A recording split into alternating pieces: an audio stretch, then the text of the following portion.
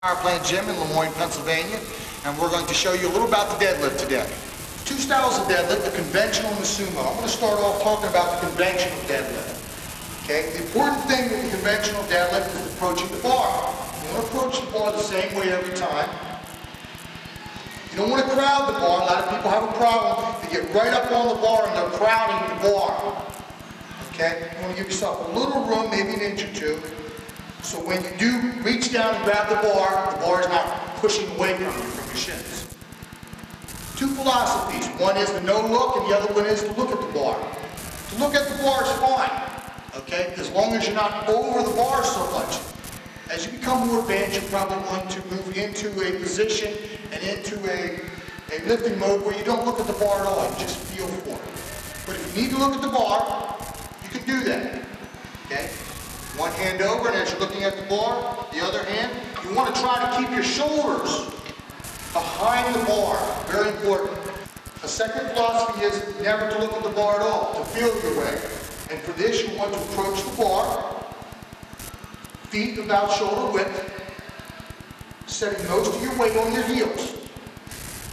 Arms straight, and a little tip for that is to flex your tricep. If you flex your tricep a little bit, it will lock your arm. Okay, any of you lifters out there that are having problems bending your arms anywhere through the movement, just flex your triceps. Okay, with your triceps flexed, the no look is to put your hands beside your legs. Use them as a guiding rail. Guide yourself down. Okay, I approach the bar. I use my legs to guide myself down to the bar, constantly knowing exactly what I'm going to grab because my legs are in that position. My fingers touch, I reach down, I rock back on my heels. Boom. Let's bring Tamara in here. Tamara, will you come in? Tamara's a sumo lifter. She started about 10 years ago as a conventional deadlifter. To save her energy through meet, she started training sumo. And she liked it a lot better.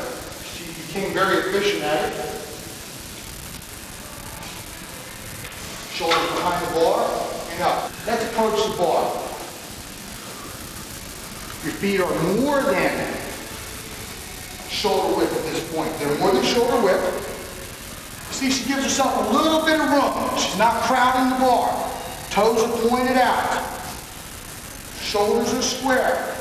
The hips are the most important part, and they're in line. Okay. And she uses a no look. She knows where her hands are going to be because with the sumo, she's riding to the inside of her legs. As opposed to the conventional with your outside, but your legs still guide you. Okay, Taylor. Use no look. I pull my arms and shoulder blades back so that keeps my hips forward. I inhale at the top, and then my arms just right inside my legs. Okay, good. Now, just take a second and slow, Tamara. I'm going to show you what you should do if you're sumo deadlifting. Punch the bar at your knees. Her shoulders are back, she's full of air, her back is flat. She grabs it. As soon as she hits her knees, stop. From here, you no longer pull the bar. You're pushing your hips forward. That's all you're doing. Once you reach your knees, you do no longer pull the bar. You merely push your hips in and pull your shoulders and chest high. Okay, we're going to 315 for a little training set with Tamara.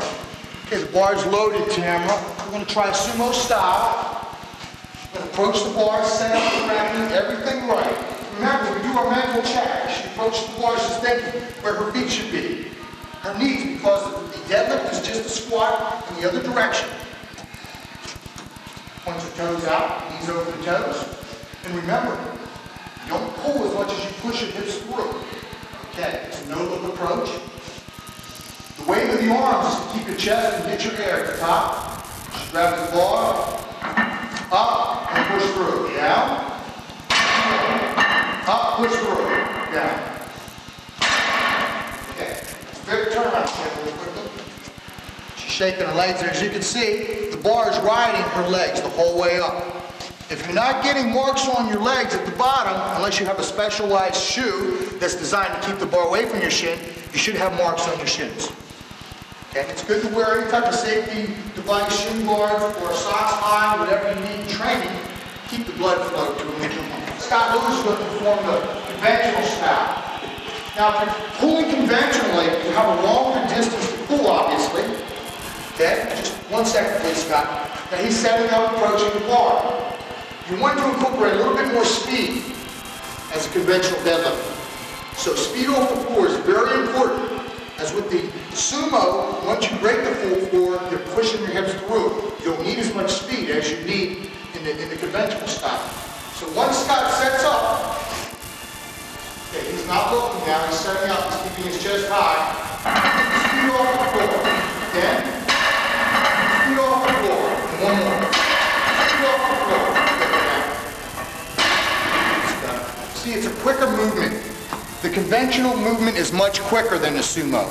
It's one movement, but you need to keep in mind to do everything the same and to generate a little bit more speed at the bottom of the movement.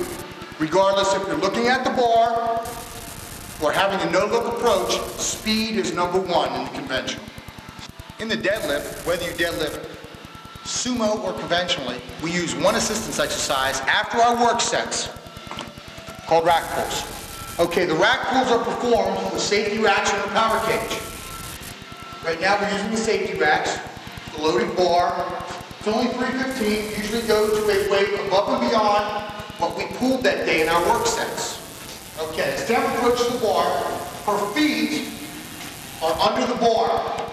Her shoulders are behind the bar, just as if she were in that position throughout the deadlift. Okay, her arms are straight. She merely starts, and in 6 inches, she pulls the bar up, locks her legs, shoulders back and down. The important thing with this exercise is to maintain a position that is very similar to that deadlift at the top.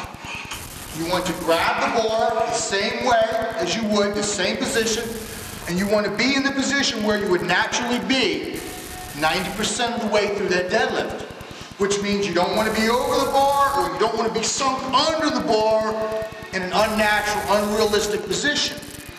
The key here is to simulate the deadlift at that top 10%. That's why when we pull 6 inches, we adjust the racks accordingly. Okay? Tamara walks under for another set, 405. A good grasp. Prefer choke on your hands so you're not slipping. Remember, this is a weight that's heavier than what you deadlifted for the day. Pulling up, locking out, 5 seconds, and down. Reposition your hands and get a grip. With very low rest for 3 seconds, do it again. Good. And reposition. She's in the conventional deadlift position.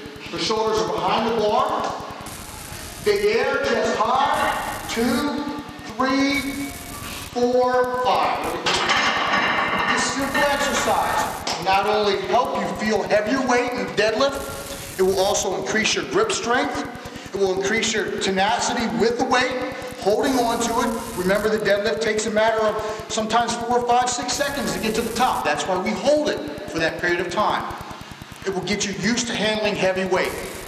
We only do this on our after our work sets on heavy days. It's not an exercise you need to do every week, perhaps only at the end of your training cycle. That about wraps up for today, our training session. And for more information, you can always write us. Grimwood Strength Systems, Lemoyne, Pennsylvania. We have a book out, Building the Champion in You. It's our revised edition. We go through everything you need to know about powerlifting and strength training in there. Thanks for stopping by.